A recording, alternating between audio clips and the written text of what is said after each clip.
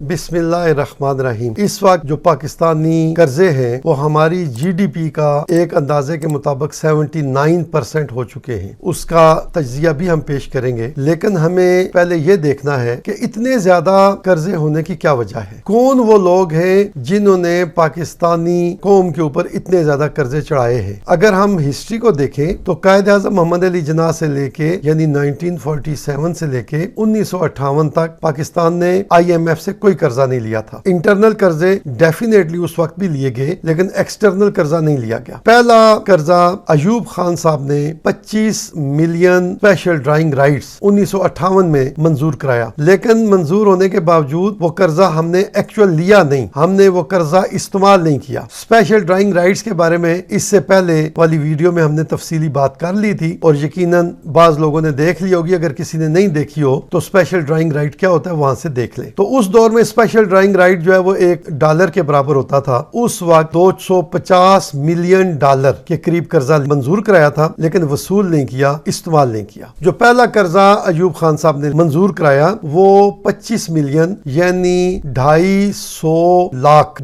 تو $25 ملین سب سے پہلا قرضہ جو ہے وہ پاکستان نے منظور کرایا، لیکن لیا نہیں۔ ایوب خان نے 1958 میں $25 ملین کا قرضہ آئی ایم ایف سے پہلی بار منظور کرایا، لیکن وہ قرضہ لینے کی ہمیں ضرورت پیش نہیں آئی۔ ہم نے وہ قرضہ عملاً لے کر استعمال نہیں کیا۔ اور پھر 1965 کی جب جنگ ہوئی تو اس موقع پر پھر ایوب خان صاحب نے $375 ملین قرضہ لیا آئی ایم ایف سے، اور پھر 1968 میں $750 ملین کا پھر قرضہ لیا گیا۔ تو اس طرح یہ ٹوٹل قرضہ جو تھا وہ ہم نے لیا بھی اور اس کو استعمال بھی کیا۔ تو ہمارے قرضوں کا آئی ایم ایف کی حد تک آغاز ایوب خان صاحب کے دور میں ہوا۔ یہ ہمارے لیے المیہ ہے کہ وہ قرضہ پھر آج تک ہم سے ادا نہیں ہو پا رہا۔ جس وقت ایوب خان صاحب کی حکومت ختم ہوئی اور یحییٰ خان صاحب آئے اور پھر ملک 2 لخت ہو گیا، تو بھٹو صاحب جس وقت اقتدار میں آئے، وزیر اعظم بنے، اس وقت پاکستان پر کل 30 ارب روپے کے قرضے چڑھ چکے تھے۔ پاکستان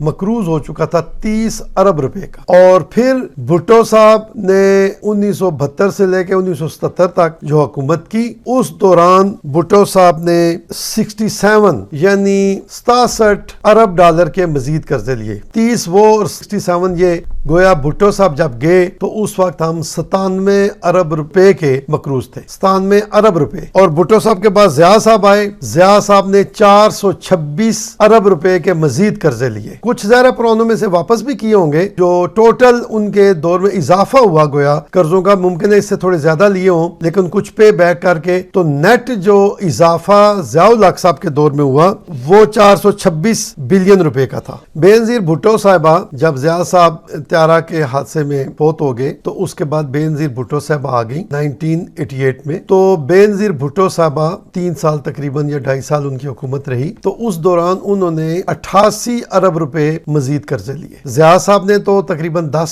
سالوں میں نے جیسا بتایا 400 سے زیادہ ارب روپے کے قرضے لیے تھے، اور بے نظیر صاحبہ نے پھر یہ 88 ارب روپے کے مزید قرضے لیے۔ بے نظیر صاحبہ کے بعد پھر میاں نواز شریف صاحب وہ حکومت میں آ گئے۔ میاں نواز شریف صاحب نے 424 ارب روپے کے قرضے لیے، کوئی تقریباً 3 سال یا پونے 3 سال جو حکومت کی اس میں۔ اس طرح ایک ڈراسٹک جو ہے وہ ہمارے قرضوں میں اضافہ ہو گیا۔ نواز شریف صاحب کے بعد پھر بے نظیر بھٹو صاحب آ گئی۔ بے نظیر بھٹو صاحبہ نے 569 ارب روپے کے قرضے لیے۔ اس کے بعد میاں محمد نواز شریف صاحب دوسری دفعہ حکومت میں آئے۔ میاں محمد نواز شریف صاحب نے اپنے تقریباً 3 سالہ دور میں 1242 ارب روپے کے قرضوں کا اضافہ کیا۔ یعنی قرضے تو انہوں نے جتنے بھی لیے کچھ پرانے واپس کیے، اور نیٹ قرضہ ان کا جو ہے وہ 1242 ارب روپے کا اضافہ ہوا ان کے دور میں۔ اور اس کے بعد جنرل پرویز مشرف صاحب 10 سال کے لیے آ گئے۔ جنرل پرویز مشرف صاحب تقریباً 10 سال کے قریب عرصہ تک پاکستان کے حکمران رہے۔ ان کے دور حکومت میں چند وزرائے اعظم بھی رہے، لیکن جنرل صاحب کے دور میں 1856 ارب روپے کے قرضوں کا اضافہ ہوا، یعنی انہوں نے کچھ جو قرضے پرانے جو پے ایبل تھے وہ پے کیے اور نئے لیے بھی، تو ٹوٹل جو اگر ان کے دور حکومت کا ہم آخری حساب کریں تو پھر 1856 ارب روپے کا اضافہ ان کے 10 سالوں میں ہوا ہے۔ اور جنرل مشرف صاحب کی حکومت جب ختم ہوئی اور اس کے بعد 2009 میں پیپلز پارٹی کی حکومت بنی، آصف علی زرداری صاحب صدر بنے اور ان کے ساتھ جناب یوسف رضا گیلانی اور راجہ پرویز اشرف صاحب جو ہے وہ بطور وزرائے اعظم رہے، تو اس دور میں بھی قرضوں میں خاطر خواہ اضافہ ہوا۔ جناب آصف زرداری صاحب کے دور میں 8192 روپے، آصف زرداری صاحب کے یعنی 5 سالہ دور میں جو 8 سے 13 تک رہا، اس میں 8192 ارب روپے کا اضافہ ہوا۔ اس کے بعد میاں محمد نواز شریف صاحب آگئے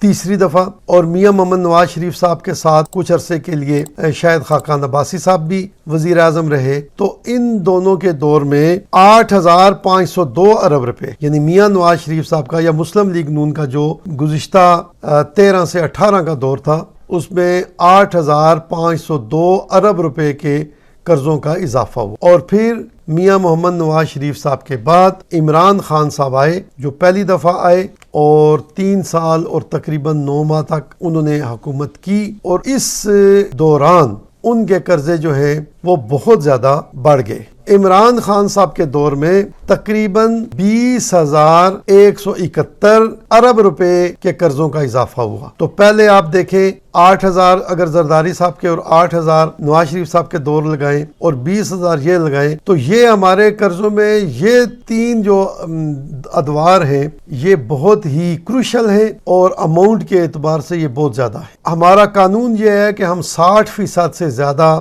اپنی جی ڈی پی کے 60% سے زیادہ کا قرضہ نہیں لیں گے، لیکن اس وقت ایک اندازے کے مطابق 79% of G D P gross domestic product, جسے ہم قومی آمدنی کہہ لیتے ہیں آسانی کے لیے، اس کے 79% تک ہم قرضے لے چکے ہیں، جو کہ اچھی بات نہیں ہے، یہ خطرناک ہے، اسے مینج کرنا چاہیے۔ لیکن میں پھر بھی یہ عرض کر دوں کہ اللہ نے چاہا تو یہ مینج ہو جائے گا۔ ہمیں قومی جذبے کے ساتھ اور ہوش مندی کے ساتھ اپنی اکانومی کو ڈیل کرنا ہے، اور انشاءاللہ تعالی ایسا نہیں ہوگا کہ پاکستان خدا نہ خواستہ ڈیفالٹ کرے۔ پاکستان کی اکانومی بہرحال اس میں اتنا دم خم ہے کہ وہ اس کو مینج کر لے گی، لیکن ہمارے لیے یہ سبق ہے کہ آئندہ ہم نے ان قرضوں کو ایک دفعہ مینج کر کے پھر بڑھنے نہیں دینا۔ وما علیہ الا البلاغ المبین۔